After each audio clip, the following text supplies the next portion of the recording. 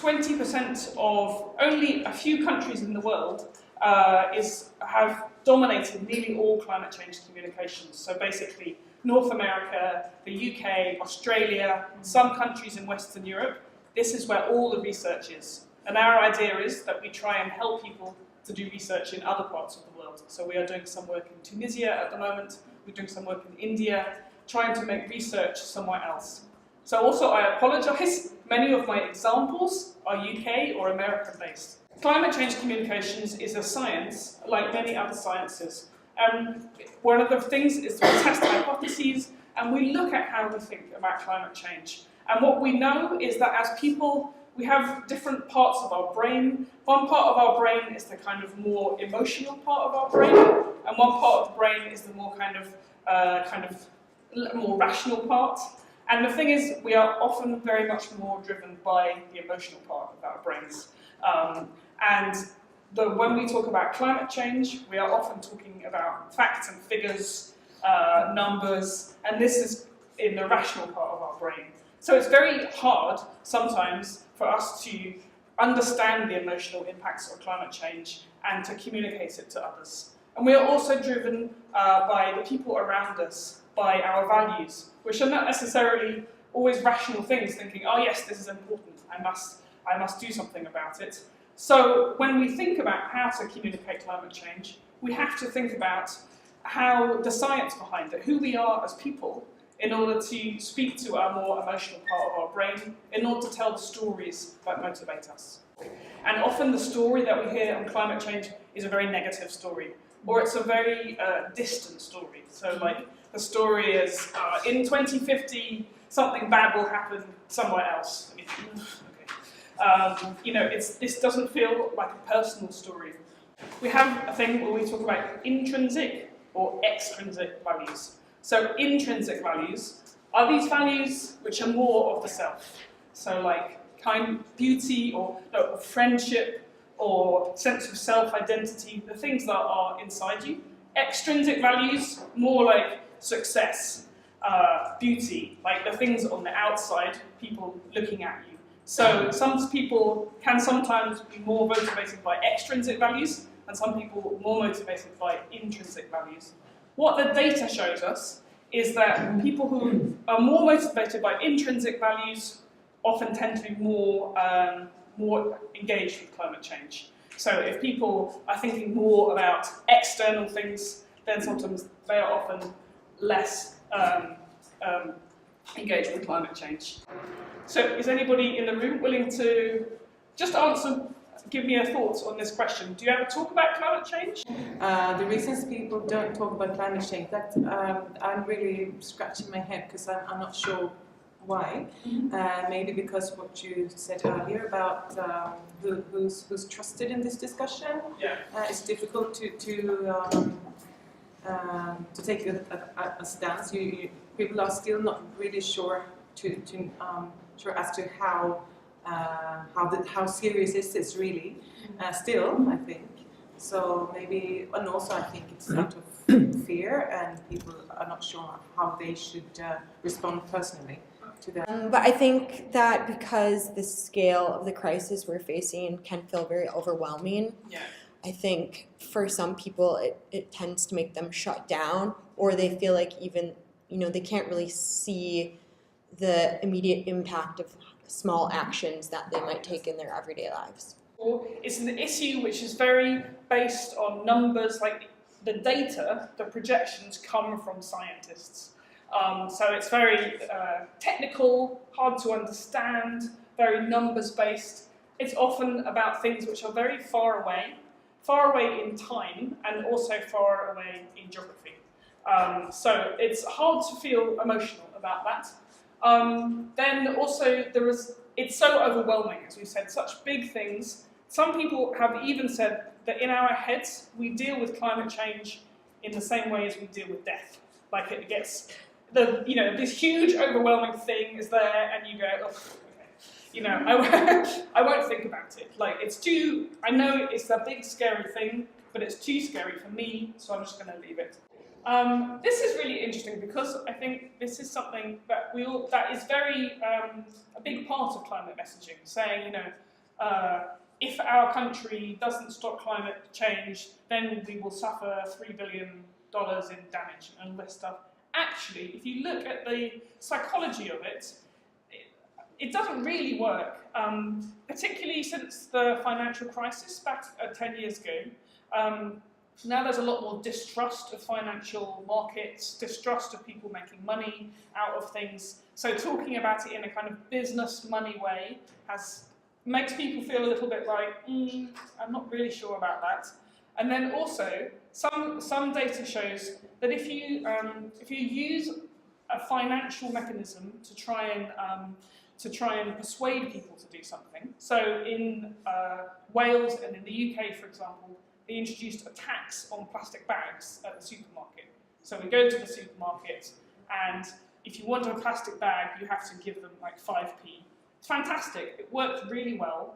It stopped people using plastic bags. Everybody starts to bring their own bag. But the result of that is that sometimes they start doing something bad for the environment somewhere else.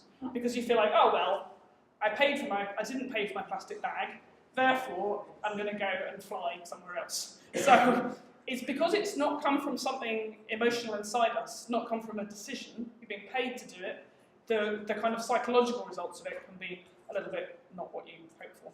Other people like you, people that you trust, people you feel you are similar to, they care about climate change too. And when you act in this way, you belong more to your community. And I know from my own life and my own experience that that is true for me, because I've been an environmental campaigner, and when I act on climate change and I do things on climate change, I feel more strongly connected to my friends, to my family, to my community of people who care about climate change. But that's because I am in that small community. But this is what good communications do, is they increase your strong sense of identity and community. This is, I guess maybe what you might say is a traditional story about climate change, the kind of narrative that people use. A terrifying future is coming. Whatever we do will be a disaster. You must immediately give things up. You must sacrifice to prevent it being even worse. Even then, it may be too late.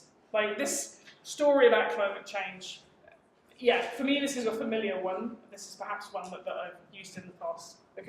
So big changes are already happening. And this may be like in the world to accept that yes, climate change is already happening, but also that big changes are happening in the way that we want them to happen. So that renewables are already growing, people are already campaigning, things are happening that you can be a part of. And our community, we are resilient, so we're able to cope with change, we are creative, we're proud of who we are. And we can work together to prepare and protect ourselves. We have to think about that strong sense of identity and self and pride in order to talk to people about how change might happen. And when we do these things, we can make the future better. So this acceptance in the first place, strong sense of identity, strong sense of community cooperation, and a positive vision. Messages are not just about being delivered with clever words. They have to be delivered with authenticity. They have to be real. You have to believe that somebody is really speaking from the heart. So I think it is important that people can speak with power and authenticity about the negative things about climate change, about the climate emergency, about all these phrases, so long as we can also pair them with the demand and need to take an action. Because I think what is important is we're speaking strongly from our sense of self. And that's important for everybody speaking in different communities, to different communities about climate change. And what makes communicators trustworthy? So this idea that they're not kind of secret people, not behind the scenes scientists or anything, people that we can see, people who are like us. They use our language, they are speaking from our values, and they care about us, they care about who we are. People who are knowledgeable, to have a really strong sense of what they're talking about, people who are honest, again, authentic, speaking genuinely, and speaking without personal sense of personal ego or interest. Climate change is quite challenging for people who come from a conservative perspective. Often it's this issue that I was talking about, talking to people that you trust. The people who are talking about climate change are often people who are somewhat more from the left. And there's not such a sort of compelling and distinct narrative, for a conservative narrative, for accepting and talking about climate change. So the kind of words even that we use when we talk about climate change, this phrase kind of green revolution, which is used quite a lot. Actually, if you think about that word, it's quite a kind of lefty sort of a word, because for people coming from a more conservative perspective, you have a kind of strong belief in kind of continuity, respect, things sort of in some way saying stable. The idea of a revolution is a bit like, oh, I think we want that. So there's actually the kind of stories that we tell about climate change have often been written by people from the left and speak strongly to people of the left, don't speak so strongly to people of the right. On the other hand, there is, and there often has been created deliberately, quite a strong narrative for rejecting climate change if you come from a conservative perspective. And something that's interesting about this is if you actually start interviewing and talking to people who are from a more conservative background about climate change, they will often find, you say, are you worried, are you scared? And they will say, yes, they are. But within their peer groups, because the kind of story from the more conservative perspective is, it becomes like an issue of identity. I'm conservative, therefore I don't believe in climate change. And then once that has started to happen, it's like it gets worse and worse. It gets stronger and stronger connected to people's identity. Because in order to belong to your group, then you have to say, I don't believe in climate change. And if you do in your heart feel concerned, then maybe you're less likely to say so. So there's kind of this polarisation we can kind of see happening. It's almost, and once it starts, it gets harder to stop. So what we have done is we ran narrative workshops where we talk to people for what we described as a kind of centre-right perspective. So people who hold conservative values, who are not kind of very extreme right-wing, but definitely sort of often sort of more market-based view of seeing the world, support they are sort of will definitely vote conservative, and kind of talk to people about what their values were and what they actually care about. And a lot of people coming from this perspective, have a really strong sense of belief in people's integrity and authenticity, that you must be really true to yourself. A very strong sense of responsibility. So you must look after yourself. You must put on a good front. You must sort of do the right things. The idea of balance is really, really important in conservative narratives. So things must be fair. Things must be seen to be in balance, to be sort of seen to be continuing as they should. And this kind of strong need for security. And security is often linked to kind of the idea of sort of continuity, respect, tradition, that we're kind of building on something that is happening over the long term. So this is a kind of more conservative worldview. So we've thought about kind of what does it actually mean in terms of kind of the story that we can tell when you're talking to people from a conservative background. The sort of big claims of climate change, hundreds of thousands of jobs from renewable power, transformation, this actually is a little bit off-putting to somebody from a conservative perspective. They're not that convinced. Using personal testimony, again, this comes back to kind of integrity, authenticity. The idea of waste, and this is actually waste, the idea of avoiding waste is a very strong story, which if we do narrative workshops with people across the political spectrum, most people don't like the idea of waste. So it's a really strong kind of story to tell. Keeping things in balance, continuity with the past, and you can imagine, so for example, if you're talking about protecting your landscapes, protecting the heritage of your country, this is going to be very much kind of in keeping with a conservative way of seeing the world. We don't want the radical change that comes from climate change. We have to respect and restore. Often these words that start with RE are very good. Respect, restore, responsibility. So if you think about the RE words, they often work very well for people of a more conservative perspective. And this idea of co-benefits, as in, co-benefits is jargon as well, but the other benefits that we get from protecting ourselves against climate change, health, stopping pollution, well-being, in other words, climate change doesn't always have to be the thing that we talk about when we talk about climate change, because we could be talking about local pollution issues, we could be talking about health, we could be talking about protecting our natural landscape and our woodlands, and sometimes they are more powerful, but climate change shouldn't get lost in the conversation. And this is one thing we always think is important, even though sometimes it's hard to talk about climate change.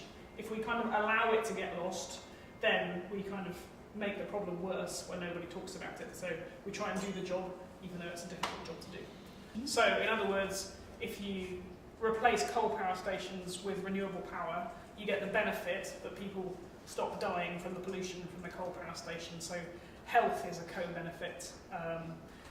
People being fitter and healthier is a co-benefit. People eating better food rather than lots of processed food is a co-benefit. So like the other benefits that we have from tackling green jobs, etc. Yeah, exactly. Okay. So yeah, I mean, yeah.